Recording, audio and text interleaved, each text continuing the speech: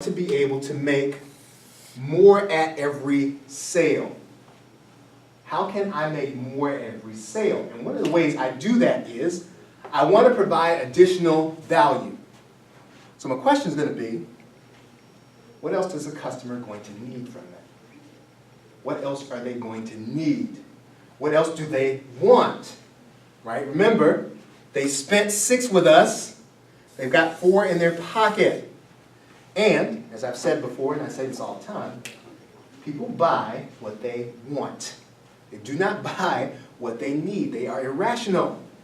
And so, to play to that, we have to make sure that we have offers available to them when they are in the buying process. As I said, when I do this, right, and I offer a training product, again, these are hardcore internet marketers. So, they see offer 1, they buy offer 1, and then there's a website that comes up right available there after they make the purchase. And that website says something like, hey, you just bought number 1, how about if you buy number 2, which will help you to get more results for number 1. Typically, if I do that right, and this is again, any marketer is going to do this, and if you're marketing to other marketers, right? So this will convert at, if I do this right, 20 to 50%, between 20 and 50%. So let's say that this person, let's say this is $10, and let's say that 100 people buy this. When I could leave the sale at that, right? I could leave that sale at $10. But if I do exponentially, what am I going to do? I'm also going to have offer number 2. And let's say that I have 20% of these 100 buyers, 20 of those buyers, and they're going to buy at $17.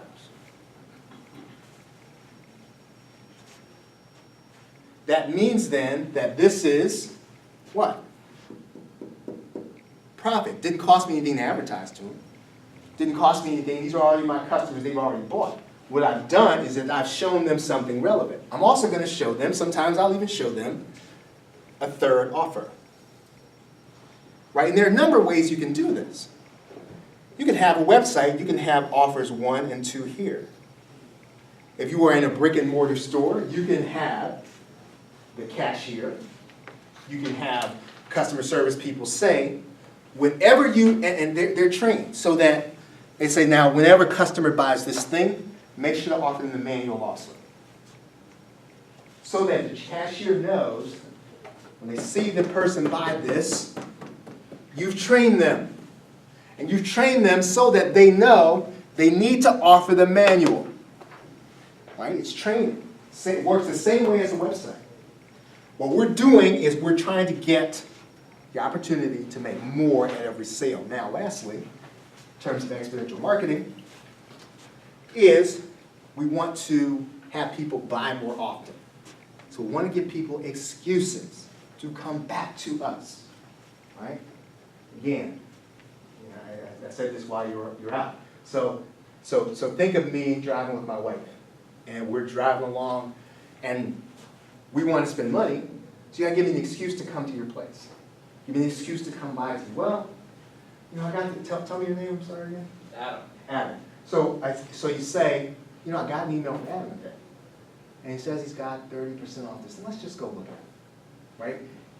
We're giving people excuses to come to us. Whether it is a website, whether it is a store, whether it is a seminar, an infomercial, does not matter. We need to give people excuses to come back to us more often. Right? And for a typical third upsell, or whatever the case is, right? We bring somebody in, get people back more often, what happens is we get this opportunity again. Right? So not only if this person comes back more often, that we could get another sale, but we also get the opportunity to make more at that sale.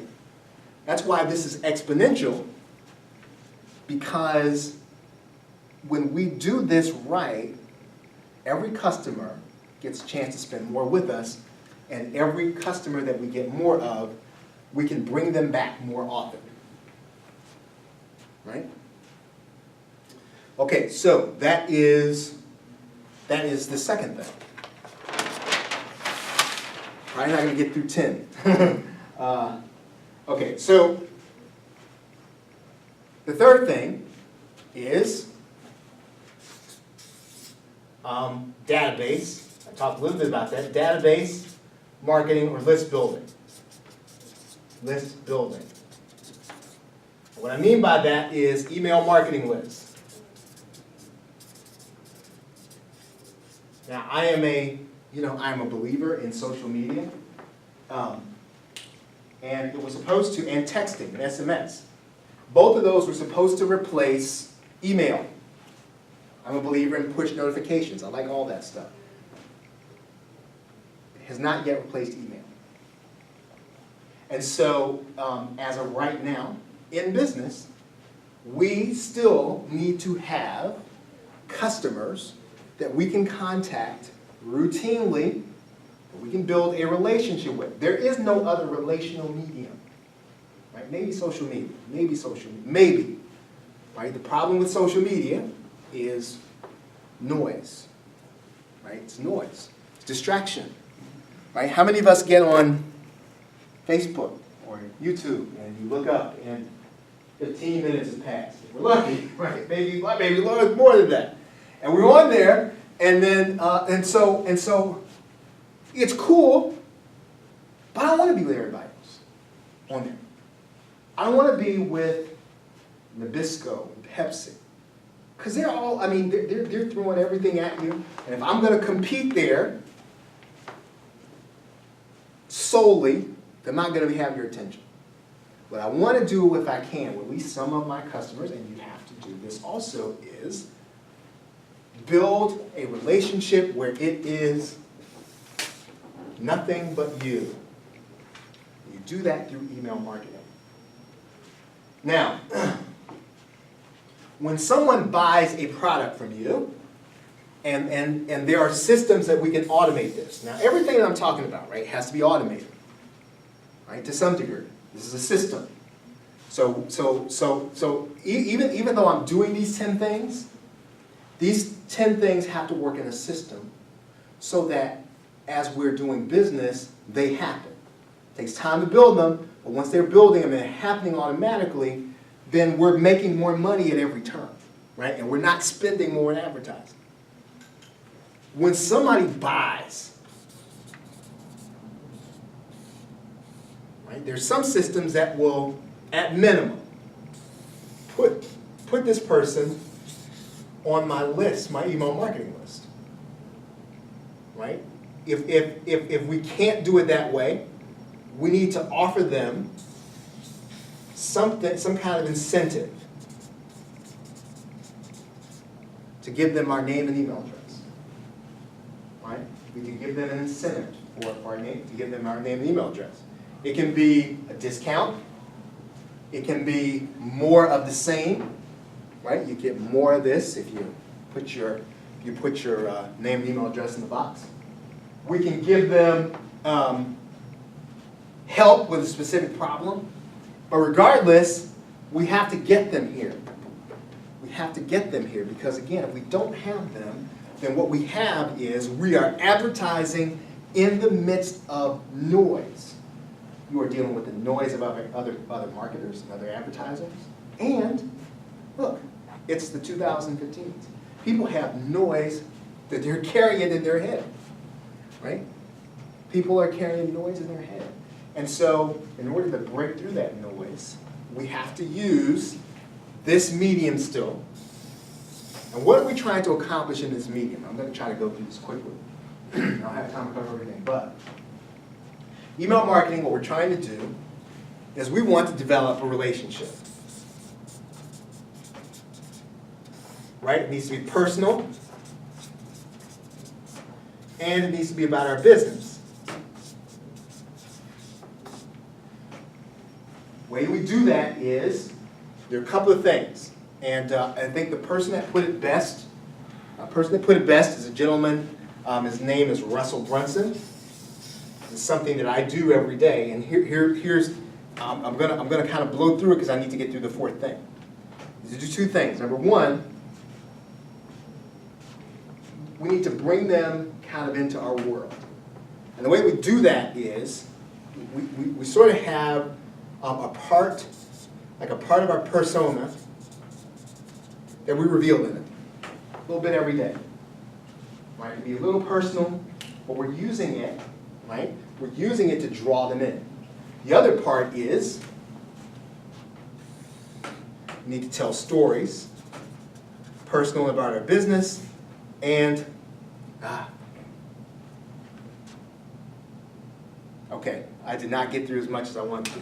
I'm gonna have to finish this part. I do want to get to the fourth thing because it's important. So the third thing is email marketing. And I'm going to recommend a book to you that will explain some of this. The book is called .com Secrets. It's by Russell Brunson, and calls this the Seinfeld sequence. And although it sounds a little crazy, it works. It works. Right? It's a way that we relate to people because, now I didn't watch Seinfeld when I was when I was coming along when it was on, but do you remember what was Seinfeld supposed to be about? Do you remember? Nothing. Right? If you talk to who was it, Jerry Seinfeld, he'd say, "What's Seinfeld about?" Nothing. The show's about nothing. And so that's what the subject of every show would be, nothing. And so what do you want to talk to people about every day before you talk to them about what you're going to offer them? Nothing. What's going on in your life? Nothing. You know, I was driving with my daughter today. We were out in the store, and she looked at this thing, and man, I just couldn't believe she looked at it this way. And then we start to tell a story that ties into what? Our offer. We do this every day. What we're doing when we do that is we are revealing a bit of ourselves. Why do we do that? Right? Any of you all ever watched the television show 24? You guys ever watched 24? Right? This would be this show people were kind of into. And what they did was a cliffhanger every day. I guess all television shows are like that. And so to some degree, when we get our email marketing relationships down, people are looking forward to our emails so that they're not blind to ours. Excuse me, are we sending them an email with this relationship information? Every day. Oh, an email? Mm-hmm. Yes, ma'am. We get them to opt in to our list. And because, here's the thing, and this is it's a struggle I have with marketers and entrepreneurs, but it is the truth.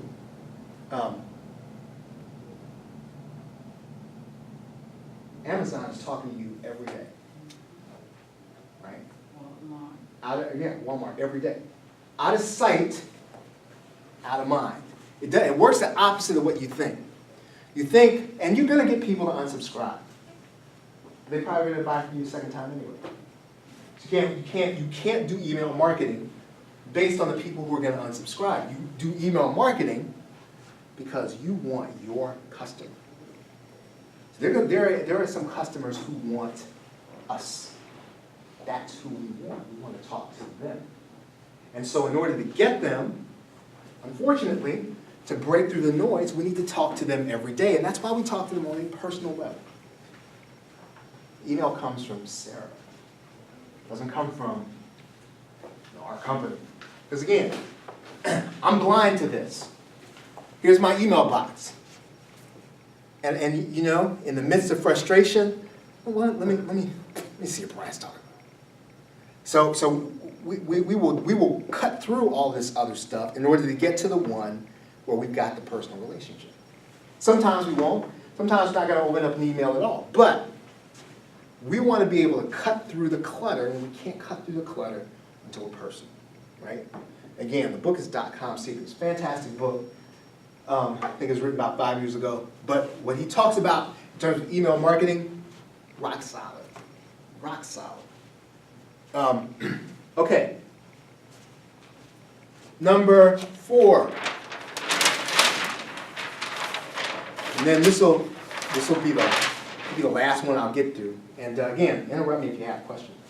Number 4, and this is probably, even though it's not the most personal, it is the way that you make the biggest jump in terms of number of customers, biggest jump in your income, revenue, the top line. Top line revenue, biggest jump in top line revenue is going to be joint ventures. Joint ventures, and if you are sophisticated, affiliate marketing.